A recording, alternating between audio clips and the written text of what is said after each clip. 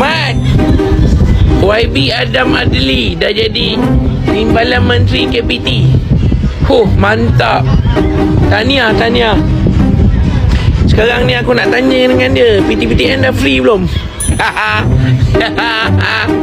Lagi berapa, aku tak silap aku lagi berapa bulan ke, setahun ke 2 tahun lagi kan?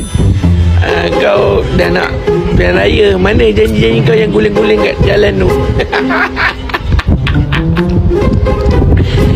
Tunaikan janji. Berapa ramai kau janji dengan rakyat, mahasiswa.